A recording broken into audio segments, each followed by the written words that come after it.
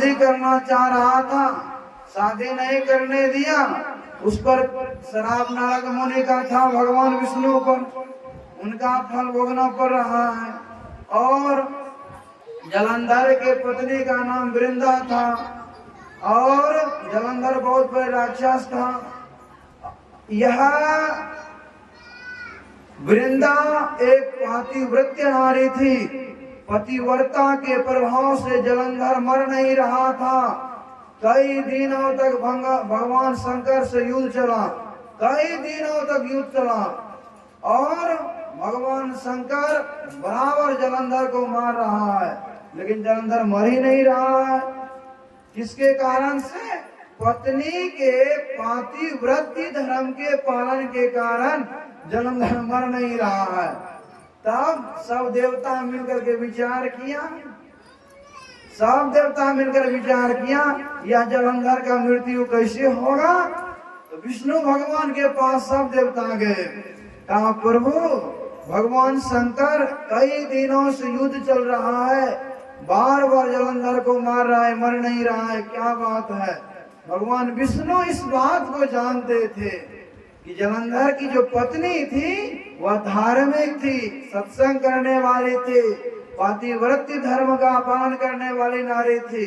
वह शक्ति के प्रभाव से उनके पति को इतना प्रभाव था, उनके पति मर नहीं रहा था। कितनों त्रिशूल भगवान शंकर मार रहा है, मर नहीं रहा है। तब युक्ति किया, भगवान विष्णु देवता के रक्षा के लिए जलंधर का रूप बना लिया। देखिए आज भगवान को इतना दुख हो रहा है, कहीं भी किसी भी जगह पे शास्त्र में लिखा नहीं है अपने कारण दुख हुआ है, नहीं नहीं, कहीं देवताओं के उद्धार के लिए अपने ऊपर दुख उठा लिया है, कहीं भक्तों के उद्धार के लिए अपने ऊपर दुख उठा लिया है, कहीं मानवों के उद्धार के लिए अपने ऊपर दुख उठा लिया है। नारद भक्त था भगवान का, उनको शादी करने नहीं दिया, शराब दे दिया, स्वीकार कर लिया शराब को। यहाँ देवता पर संकट आया है, देवता के संकट को दूर करने के लिए आज भगवान विष्णु जलंधर का रूप बना लिया और वृंदा के साथ जाके गलत संबंध जोड़ लिया। पातिव्रत्य धर्म जैसे यहाँ गलत संबंध में पड़ा, समीप आया, और वैसे वहाँ एक के त्रिशूल में जलंधर का मृत्यु हो गया। उतने में इधर से यह रूप बना के भाग गया। पता चल गया वृंदा को कि मेरे साथ छल किया गया है, यह विष्णु रूप बना करके जलंधर का मेरे साथ पातिव्रत्य धर्म का भंग किया है, श्राप दे दिया, श्राप दे दिया, इनका श्राप लगा। और एक दो कहानी है, नरसिंह भगवान जिस समय भक्त प्रहलाद को उद्धार करने के लिए अवतार लिया था, एक नदी के किनारे में एक गर्भवती महिला थी, स्नान करती होगी नदी में। भगवान नरसिंह के शब्द को सुन करके वह बेचारे का गर्भ गिर गया, उनसे बहुत दुख हुआ। उनके पति साधु था, उन्होंने श्राप दे दिया था। तो कई कारण है जिनसे भगवान को आज यह दुख में पड़ा हुआ है, कई कारण है। हमारे ओंकार बाबा सुनाएंगे बढ़िया से। तो यही जानिए कि भगवान को लक्ष्मण जी महाराज से पूछ रहे हैं, निशान जी ने, आप तो भगवान के समीप रहते हैं, आप तो जानते होंगे सब बात को, भगवान के किस कर्म के कारण आज भगवान को दुख झेलना पड़ रहा है। कहते हैं हे लक्ष्मण, लक्ष्मण जी महाराज कहते हैं कि बोले लखन मधुर मृदुवाणी, ज्ञान वैराग भगति रसाने, कहो न को सुख दुख कर दाता, निज कृत कर्म भोग सुनो भ्राता। हे भाई, यह भगवान को, हमको, आपको, या संसार के लोगों को, किसी भी प्राणी को जो दुख होता है, यह तो उनके ही कर्म का फल है।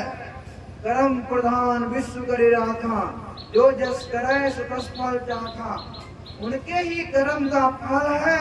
इसके कारण आज उनको दुख उठाना पड़ रहा है। हमारे आपके जीवन में जो दुख आता है, संकट आता है, वह उनका कर्म का फल है। विश्व पितामह अखंड अखंड बाल ब्रह्मचारी थे। उनको जब अर्जुन का बाण लगा, तीर के बिछौने पर सोना पड़ा, एक बार भगवान कृष्ण गए, भगवान कृष्ण से पूछा विष्णु पितामह जी महाराज ने कि भगवान, मैंने जीवन में कोई पाप नहीं किया है, मैंने 10 जन्मों तक, बहुत जन्मों की बात को जानता हूँ कि मैंने जीवन में कोई पाप कर्म नहीं किया है, अखंड बाल ब्रह्मचारी रहा हूँ, फिर आज मुझे अर्जुन के सैया पे सोना क्यों पड़ रहा है?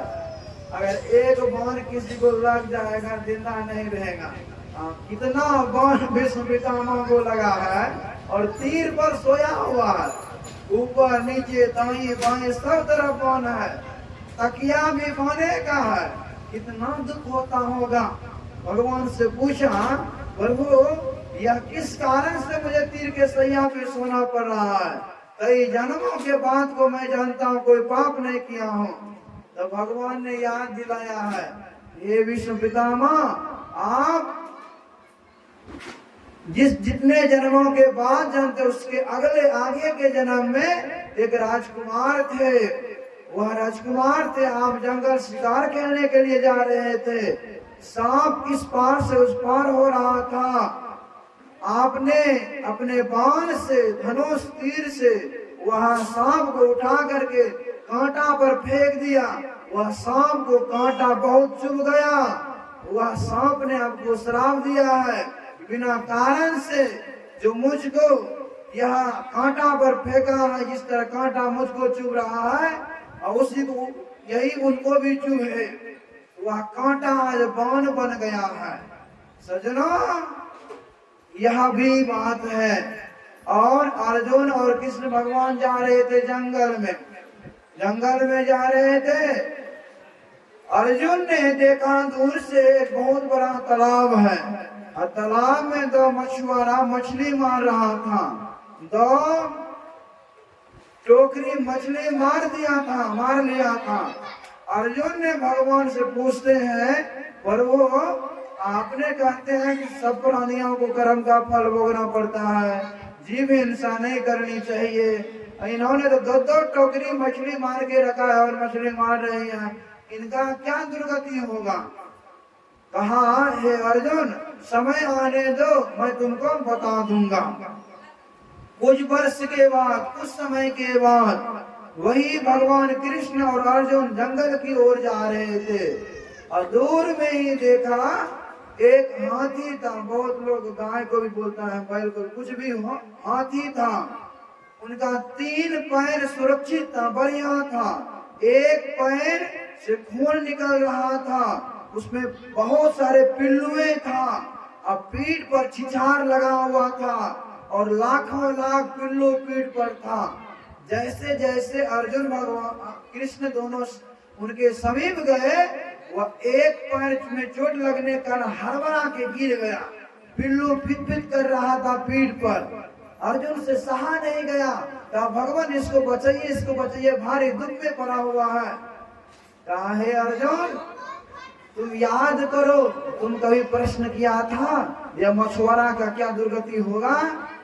यही मछुआरा इस जन्म में हाथी या भैंसा जो भी कहिए बना है और जितने सारे मछली को मारा था सब बदला पड़ा रहा है, पिल्लू बन करके इनके पीठ पर चुभ रहा है और यही सब मछली बदला पड़ा रहा है।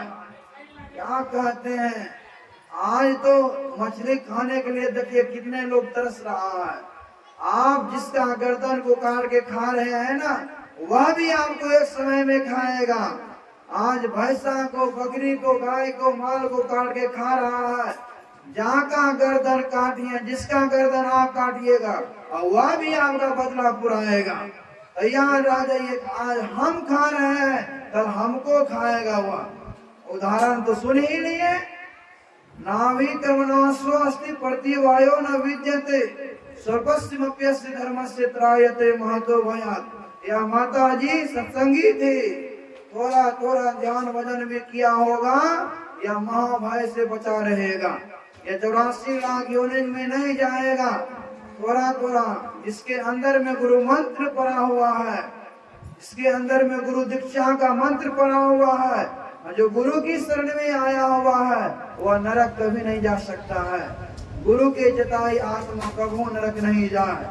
जिसके अंदर में भक्ति का बीज है, कबीर साहब ने कहा भक्ति बीज बिन सह नहीं, जौ जुग जाए अनंत ऊंच नीच घर जन्म ले तो संत को संत। भक्ति बीज पलटे नहीं आए परे जो चोल, कंचन जो विष्टा परे घटे न ताको मोल। अगर पैखाना पर भी सोना गिर जाएगा तो कीमत घटने वाला नहीं है। का जो भक्ति का बीज ले लिया है वह ध्यान भजन अगर छोड़ भी दिया है, या कोई स्वास्थ्य गड़बड़ी कारण नहीं हो रहा है बढ़िया से, कोई बात नहीं है, वह भक्ति के बीज में जंग लगने वाला नहीं है। भक्ति बीज विनशय नहीं, वह विनाश होने वाला नहीं है। जो जुग जाए आनंद ऊंच नीच घर जन्म ले तो संत को संत। वह जितना ही जन्म में भक्ति किया, यही भक्ति का संस्कार अगले जन्म में उनको मनुष्य का शरीर दिलाएगा, और वही भक्ति के संस्कार से मनुष्य पुनः भक्ति करना प्रारंभ कर देगा। यही नियम है। सब लोगों को दीक्षा लेनी चाहिए, सब लोगों को गुरु मंत्र से दीक्षा लेनी चाहिए। बिना दीक्षा लिए मनुष्य का हाथ का भोजन भी बड़ा नफरत है। हम लोग तो बिना दीक्षा लिए मनुष्य के हाथ का खाते भी नहीं है। अब कहीं परिस्थिति आ गया फिर भी भूखा रह जाते, खाते नहीं है। कि ना लक्ष्मीपति जी महाराज कर दिया, बिन गुरु जब तक दान व्यर्थ व्रत, तीरथ फल नहीं दाता हो। लक्ष्मीपति नहीं सिद्ध गुरु बिन वृथा जन्म दिया जाता हो। बिना गुरु का, बिना गुरु धारण किए मनुष्य जो भी कुछ दान करेगा उनका पुण्य मिलने वाला नहीं है। बिन गुरु जब तक दान व्यर्थ व्रत, कोई भी बिना गुरु का व्रत करेगा उनका पुण्य नहीं मिलेगा। बिना गुरु का जो भी दान करेगा पुण्य नहीं मिलेगा। बिना गुरु जब तक दान व्यर्थ चला जाएगा, तीरथ फल नहीं दाता हो। लक्ष्मीपति ने सिद्ध गुरु बिन वृथा जन्म लिया जाता हो। इसलिए सभी नर नारियों को, सभी माताओं बहनों को पहले गुरु दीक्षा लेनी चाहिए। आज हम लोग सोचते हैं दीक्षा बुढ़ारी में लेंगे, शंकर भगवान को पूछते हैं, विष्णु भगवान को बृहस्पतिवार करते हैं, लेकिन दीक्षा नहीं लेते हैं। कितना अज्ञान में पड़े हुए हैं। आप देखिए, शास्त्र को पढ़िए। ब्रह्मा ने गुरु धारण किया है, ब्रह्मा के गुरु का नाम अग्नि ऋषि है। विष्णु भगवान गुरु धारण किया है, उनके गुरु का नाम दधीची ऋषि है। शंकर भगवान गुरु धारण किया है, उनके गुरु का नाम अंगिरा ऋषि है। राम गुरु धारण किया है, उनके गुरु का नाम वशिष्ठ जी महाराज है। श्री कृष्ण भगवान गुरु धारण किए हैं, उनके गुरु का नाम दुर्वासा ऋषि है, संदीपनी मुनि गर्गाचार्य है। यह सब गुरु धारण करना पड़ा है। जितने जब भगवान गुरु को धारण किया है, भगवान का चेहरा चटिया कहता है गुरु को धारण नहीं करेंगे, बिना गुरु का एक ज्ञान हो जाएगा। बिन गुरु जब तब ज्ञान व्यर्थ व्रत, सब कुछ देते रहिए व्यर्थ चला जाएगा। इसलिए आप समझिए बात को। जब ब्रह्मा गुरु धारण किया, विष्णु गुरु धारण किया, इंद्र गुरु धारण किया, शंकर भगवान गुरु धारण किया, राम गुरु धारण किया, कृष्ण भगवान गुरु धारण किया, हम सब गुरु धारण किए हुए हैं। आपका जीवन बिना गुरु का कल्याण कैसे हो सकता है? सुखदेव मुनि भी बिना गुरु का गया था वैकुंठ धाम, लौट के आ गया, तब जनक जी महाराज को गुरु धारण करना पड़ा। इसलिए सब लोगों से निवेदन करता हूँ, अभी तो ओंकार बाबा भी आए, सर दीक्षा भी देते होंगे, दीक्षा ले लीजिए। दीक्षा लीजिएगा, पवित्र हो जाइएगा, शुद्ध हो जाइएगा, मंत्र पर रहेगा भीतर में। हर वक्त प्रभु रहे संग, कबहु भव दुख न डरे, भव दुख गुरुदेव तारे सकल जय जयति करे। हर वक्त प्रभु को याद कीजिएगा, हरदम प्रभु संग में रहेगा। विशेषता है दीक्षा लेने का। यही गांव में 14-15 नवंबर को बड़ा अधिवेशन होने वाला है। उसके बाद 19-20 फरवरी को सरहद में जिला वार्षिक होने वाला है। उसके बाद बांका जिला में अधिवेशन होगा। मुझे तो प्रत्येक अधिवेशन में अधिकतर जाना पड़ता है, अनेक क्षेत्रों में कराते भी हैं अधिवेशन, करते भी हैं अधिवेशन, और समय भी देते हैं अधिवेशन करने में। तो आप लोगों से निवेदन है, बड़े बड़े महात्मा लोग आएंगे, क्या कहेंगे? दीक्षा अभी नहीं लिया हुआ, किसके हाथ से खाएंगे? जो लोग शेष हैं, जो लोग मांस मदिराओं का भक्षण करते हैं, हाथ जोड़ के निवेदन होगा, अभी बाबा अभी आए हैं और सुबह में दीक्षा सब लोग ले लीजिएगा। अब बिना दीक्षा लिए कल्याण किसी का होने वाला नहीं है। आज शिव चर्चा करने वाले लोग कहते हैं बिना गुरु का ज्ञान होगा। शंकर भगवान का गुरु का नाम अंगिरा ऋषि बताइए दिए। अगस्त मुनि की यहाँ सत्संग करने के लिए जाते थे, सत्संग सुनते थे। बिना गुरु का कल्याण किसी का नहीं हुआ है। उनके भक्त का होगा, उनके शिष्य का होगा। हमारा आपका समस्त मानवों का बिना गुरु धारण किए जीवन नहीं बन सकता है। मौका है, अभी बन जाइए, और मौका चूक जाएगा तो बहुत पछताना पड़ेगा। विशेष व्याख्या हमारे ओंकार बाबा बढ़िया से करेंगे, और कल भी होगा सत्संग, कल भी बढ़िया से सुनेंगे।